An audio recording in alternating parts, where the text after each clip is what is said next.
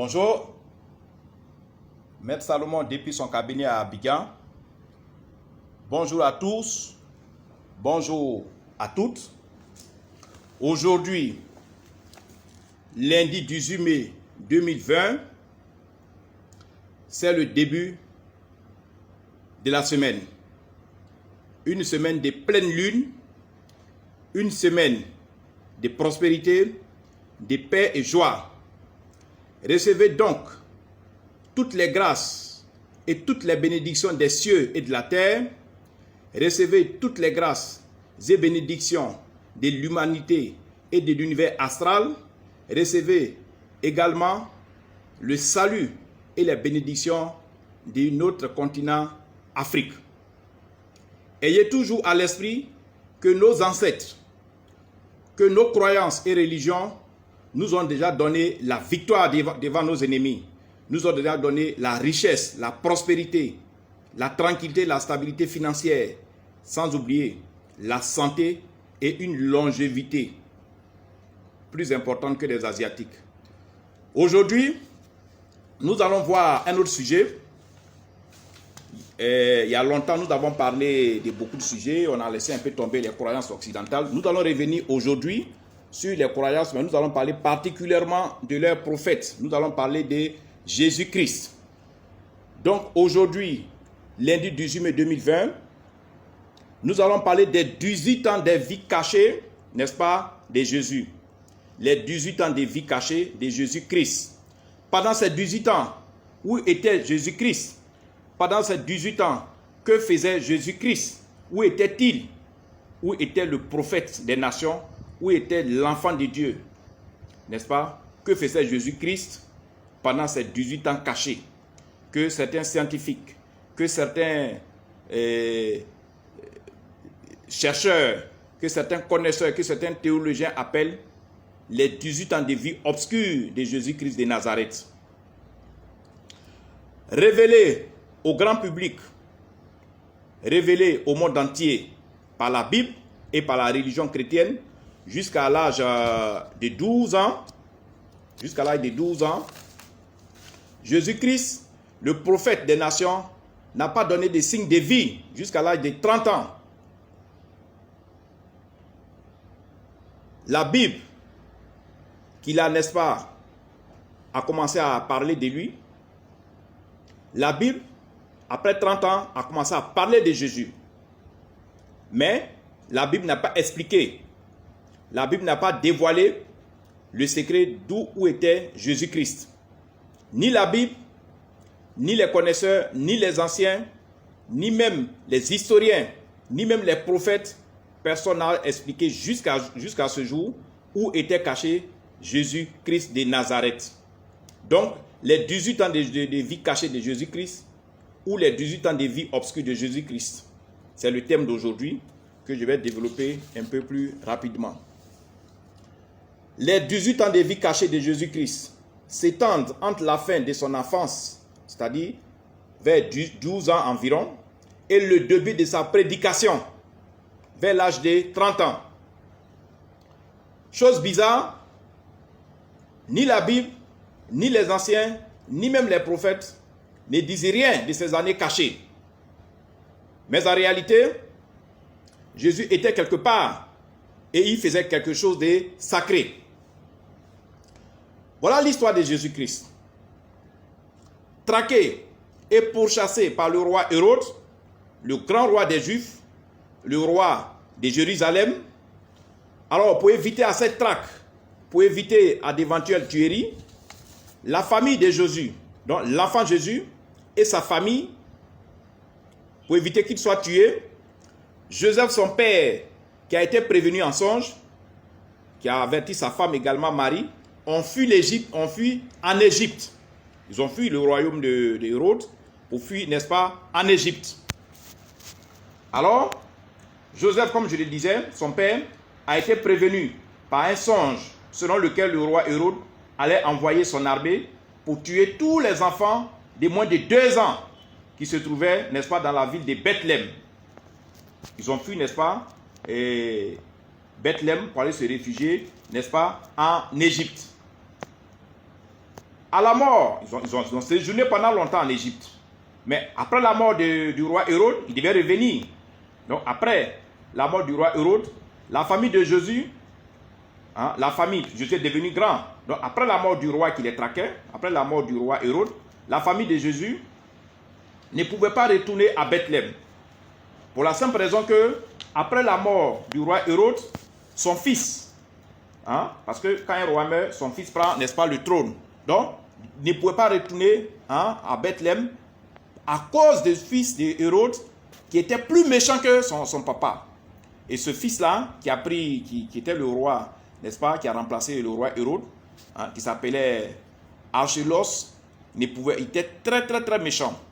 Donc, à cause de ce nouveau roi, à cause du fils d'Hérode qui a pris le trône, ils ne pouvaient pas, n'est-ce pas, retourner à Bethléem. Ce qu'ils ont fait, qu'est-ce qu'ils ont fait? Ils sont, n'est-ce pas, repartis dans une autre ville. Et la famille de Jésus, finalement, s'est installée à Bethléem, en Galilée. Mais, ce que je vous dis, ça, c'est un bref résumé. Mais pendant les 30 ans, il était où? Que faisait-il? On a dit Jésus a fui en Égypte. C'est vrai? Mais vous savez, en Égypte, c'est le pays des pharaons. Les pharaons étaient des grands magiciens. Les pharaons étaient des grands sorciers, des grands ésotériciens.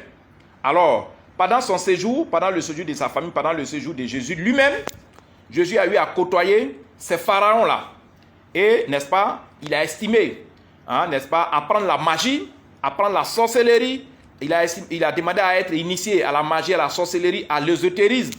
Parce que, étant prophète, il allait parcourir le monde entier pour, n'est-ce pas, répandre sa religion. Il lui fallait de la puissance, il lui fallait un pouvoir. Et c'est comme ça, il a cohabité les pharaons qui l'ont, n'est-ce pas, initié à la sorcellerie, qui l'ont initié à la magie. Donc, pendant son séjour avec sa famille en Égypte, les pharaons, n'est-ce pas, pendant ces 18 ans cachés, les pharaons ont initié Jésus à la sorcellerie, au fétichisme, et puis à la magie. D'où, n'est-ce pas, les miracles qu'il a eu à faire. Par exemple, quand il a marché sur l'eau, par exemple, quand il a transformé le pain en plusieurs nourritures, il a transformé l'eau en vin. Tous ces miracles qu'il faisait dans le désert n'étaient que des miracles de magie. C'est la magie qu'il avait apprise qui lui permettait de faire ce genre de miracles. Sinon, en réalité, il n'en était rien.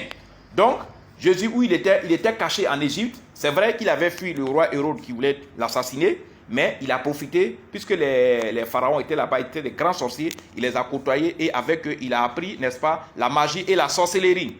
Et c'est ce passage-là que les anciens, les historiens et les théologiens n'ont pas voulu mettre dans la Bible pour éviter de coller à Jésus une étiquette de sorcier, pour éviter de coller à Jésus une étiquette de magicien. Mais en réalité, Jésus a pratiqué, il a été d'abord initié.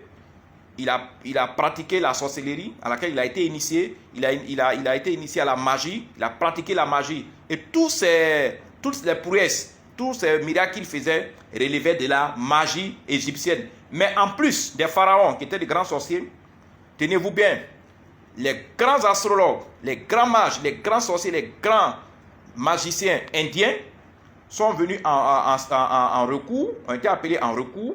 Ils sont venus aussi pour, n'est-ce pas, rendre plus fort Jésus, n'est-ce pas, pour le préparer à des événements que lui, pendant lesquels Jésus allait être vraiment le leader. Ils sont venus, ils l'ont préparé, ils l'ont initié encore à la haute magie, ils l'ont initié à la magie noire, ils l'ont initié à la sorcellerie, ils l'ont initié. Donc, en plus des pharaons qui sont des Égyptiens, les mages, astrologues indiens, les sorciers indiens, les ésotériciens indiens sont venus également compléter la formation, compléter l'initiation de Jésus sur la sorcellerie, sur la magie et sur l'ésotérie. Donc, en clair, Jésus également a pratiqué la sorcellerie et c'est cette sorcellerie qu'il a pratiquée, c'est cette magie qu'il a pratiquée, n'est-ce pas, après sa cachette de 18 ans, c'est-à-dire après de 30 ans jusqu'à la fin de sa vie. C'est ce qu'il pratiquait pour faire les merveilles, pour faire les miracles. Toujours avec ses ambitions, comme je l'ai dit, il a n'est-ce pas, côtoyé, n'est-ce pas, des magiciens. Donc, pour pouvoir faire des miracles, pour avoir la possibilité, n'est-ce pas, de réaliser des prouesses, des trucs que les gens n'ont jamais vus, pour qu'ils puissent être considérés comme l'enfant de Dieu, n'est-ce pas, des sorciers indiens ont été, n'est-ce pas, appelés pour que Jésus soit initié, n'est-ce pas, de toutes les magies noires, de toutes les formes de sorcellerie, et Jésus a reçu, n'est-ce pas, toutes ces formations. D'où, aujourd'hui, nous les médiums, nous savons que Jésus a pratiqué la sorcellerie et la magie jusqu'à sa mort. Même, vous voyez, je vais vous dire un truc. Quand Jésus est mort, qu'il a été enterré, après les gens sont venus, on dit non, la pierre tombale a été déplacée, son corps s'est envolé, il est allé au ciel, il n'en est rien. Il n'en est rien. Quand Jésus, la manière dont Jésus a été formé par ses maîtres, par les pharaons, par les magiciens pharaons, la manière dont il a été formé par les sorciers pharaons, par les sorciers indiens, par les magiciens indiens, Jésus était leur meilleur maître, leur meilleur élève. Jésus étant leur meilleur élève, il le suivait partout. Les gens suivaient Jésus partout dans ses déplacements. Et quand Jésus a été tué et qu'il est mort, ce sont les Indiens, ce sont les sorciers indiens, ce sont les magiciens indiens, ce sont les pharaons, les sorciers pharaons, les sorciers indiens qui sont allés enlever le corps de Jésus dans sa tombe pour le garder, n'est-ce pas, pour d'éventuelles recherches. Je vous précise, il n'est pas ressuscité, il n'est pas allé quelque part. Parce que le mot ressuscité veut dire quoi? Si par exemple on dit Maître Salomon est décédé, et puis le bonheur tape, Maître Salomon est ressuscité, ça veut dire quoi? Ça veut dire que quand on m'a mis dans la tombe, je suis revenu à la vie. Donc, vous allez me voir chez moi en Côte d'Ivoire, vous allez me voir là où j'habitais, ou bien peut-être que dans les environs. Ce qui est sûr, quelqu'un qui est ressuscité, c'est la personne qui est morte, qui a été enterrée et qui est revenue à la vie. Je ne sais pas par quel processus. Et si la personne revient à la vie, il faut que vous le voyez pour être sûr qu'il est revenu à la vie. Mais on dit non, Jésus est mort, il est ressuscité, il est allé au ciel. Mais si le temps qu'on ne le voit pas, c'est qu'il est mort. Parce qu'on ne peut pas parler de ressuscité alors qu'on ne l'a plus revu après sa mort. Après sa mort, il est allé au ciel. Mais quand les gens meurent naturellement, les hommes de Dieu, la Bible dit qu'après la mort, on va au ciel. On va au ciel soit pour être brûlé, soit pour être au paradis. Donc si Jésus est parti au ciel, par quel procédé que ce soit, chez nous les médiums, ce sont des histoires, c'est une arnaque. Jésus, quand il est mort, il n'est pas ressuscité. Son corps a été enlevé dans sa tombe par les sorciers magiciens indiens et les pharaons qui l'ont formé à la haute magie. Ils ont gardé son corps, n'est-ce pas, pour éviter certaines surprises, des gens qui vont vouloir le déterrer. Parce que vous savez, quand quelqu'un est célèbre, même quand on l'enterre, des gens passent par derrière, ça peut être des bandits, ça peut être des scientifiques. Il peut prendre son corps pour d'éventuelles études. Donc, eux, ils n'ont pas voulu que le corps de Jésus puisse leur échapper. Et quand Jésus a été enterré, ce sont eux, ce sont les Indiens qui ont pris le corps de leur élève, de leur meilleur élève, un élève qui était capable de faire des prouesses comme leur maître. Donc, ici, cette vidéo a été faite pour que les gens puissent comprendre que le christianisme qui a été fondé par Jésus est également fondé sur la sorcellerie. La Bible a été écrite et fondée sur la sorcellerie. Il y a des versets bibliques qui parlent de la sorcellerie et tout ça. Jésus également, il a pratiqué la sorcellerie, il a marché sur l'eau par des procédures, des magies. Tout ce que Jésus a fait, ce sont des prouesses dues à la sorcellerie. Donc, à cette période où sa famille a été chassée par le puissant roi Hérode, puis sont allés se cacher en Égypte, à cette période, le roi Hérode lui-même, il avait pour conseiller des astrologues, il avait pour conseiller des mages. Je vous ai dit, dans l'ancien temps, il n'y avait pas d'ambassadeurs, il n'y avait pas de diplomates. Dans l'ancien temps, dans tous les royaumes d'avant, ce sont les astrologues médiums qui étaient les conseillers des rois. Dans toutes les présidences d'avant, avant qu'on dise les chefs d'État, ce sont les médiums qui étaient les conseillers de ces chefs d'État-là. Et donc, à la période où Jésus est parti en Égypte, puis il est revenu, il est parti dans la chose, il est revenu dans une autre ville. À cette période, c'est des astrologues, des mages qui étaient les conseillers, non seulement du roi Hérode, mais aussi d'autres conseillers étaient proches de la famille de Jésus. Il y avait d'autres astrologues et mages qui venaient de l'Orient, vous connaissez bien. Il y avait d'autres astrologues mages qui étaient d'origine indienne, qui étaient d'origine grecque, qui venaient, n'est-ce pas, qui conseillaient, n'est-ce pas, la famille de Jésus, qui surveillaient Jésus de près. Donc, dans l'ancien temps, c'est l'astrologie, c'est pour vous dire, l'astrologie était au début. Et l'astrologie a été toujours au début de toutes choses. L'astrologie, c'est de l'astrologie est sorti le christianisme. C'est de l'astrologie sont sorties toutes les religions occidentales que vous voyez dans le monde. Parce que l'astrologie, c'est quoi? L'astrologie est née avec le ciel, l'astrologie est née avec la terre. Ça fait que l'astrologie n'a pas une date exacte, n'est-ce pas, d'apparition pour dire tel jour est né Jésus. L'astrologie n'a pas une date comme ça parce que l'astrologie est née, c'est la première doctrine spirituelle. Si vous voulez, c'est la première religion, mais la science spirituelle qui est née avec la terre et le ciel et l'univers. Donc à cette période, tous les rois, tous les hommes puissants, tous les chefs d'État, tous les dirigeants avaient pour conseiller rien que des astrologues. C'est eux-là qui, n'est-ce pas, faisaient des prévisions. C'est eux qui faisaient les voyances pour les conseiller parce que ce que les rois redoutaient à leur temps, c'était les guerres. Hein, qu'on vienne envahir leur royaume. Donc, en conclusion, les 18 ans de vie cachés de Jésus, effectivement, Jésus était en réalité, n'est-ce pas, caché en Égypte, où il recevait la sorcellerie, où il recevait, n'est-ce pas, le fétichisme, où il recevait l'initiation à la magie. C'est ce qu'on devait retenir. Et la Bible a occulté la Bible. Ils ont fait exprès, ils n'ont pas mis ce passage. Sinon, 18 ans, c'est tellement beaucoup, ça aurait pu être, n'est-ce pas, écrit. Hein? Ce passage aurait pu être écrit dans la Bible. Mais contre toute attente, ils ont sauté ce passage-là. Alors, Maître Salmon, je suis toujours connecté. Je suis au 00225 09 90 58 13. C'est mon numéro WhatsApp direct. 00225 09 90 58 13.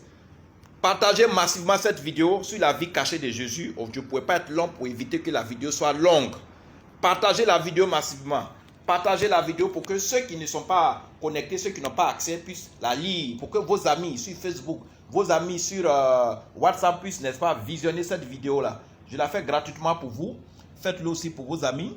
Faites partager la vidéo massivement. Je pense que nous sommes ensemble. Alors, voilà un peu le résumé sur la vie cachée de Jésus. Tout à l'heure, dans la deuxième vidéo, je vais faire une autre vidéo pour vous dire la provenance des pouvoirs des hommes de Dieu. Les hommes de Dieu, c'est vrai, ils veulent faire des miracles comme le prophète Jésus. Ils veulent faire beaucoup de choses comme le prophète Jésus. Mais d'où proviennent leurs pouvoirs? Les hommes de Dieu, qu'ils soient hommes de Dieu africains, qu'ils soient serviteurs de Dieu dans le monde entier, d'où proviennent leurs pouvoirs? D'où proviennent les pouvoirs sur lesquels ils sont basés pour faire des miracles? Tout à l'heure dans la deuxième vidéo. Maître Salmon, je vous aime. Hein, voilà la vie de Jésus. Jésus a été initié à la sorcellerie. Donc les Blancs ont, n'est-ce pas, méprisé, ont vilipendé, ont démantelé nos religions sous prétexte que nos parents sont des sorciers. Mais en réalité, Jésus même qui est le prophète de cette religion, lui-même, il est un grand sorcier. Il a été initié en Égypte, il a été initié par les Indiens. Vous avez tout compris. Si vous ne croyez pas, tapez sur n'importe quel moteur de recherche. Parce qu'aujourd'hui, c'est difficile d'aller fouiller dans les bibliothèques. Tapez sur n'importe quel moteur de recherche.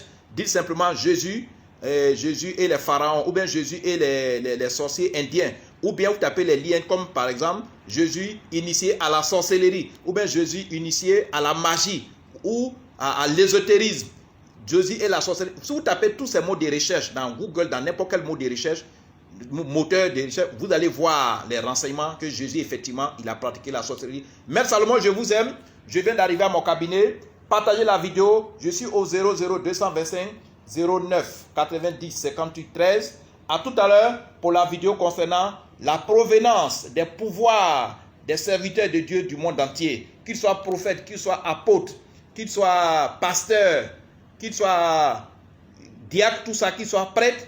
D'où tirent-ils leur pouvoir pour faire tous ces miracles? À tout à l'heure pour la vidéo qui suit. Merci à moi, je vous aime. À ciao. Merci beaucoup à tout le monde. Merci.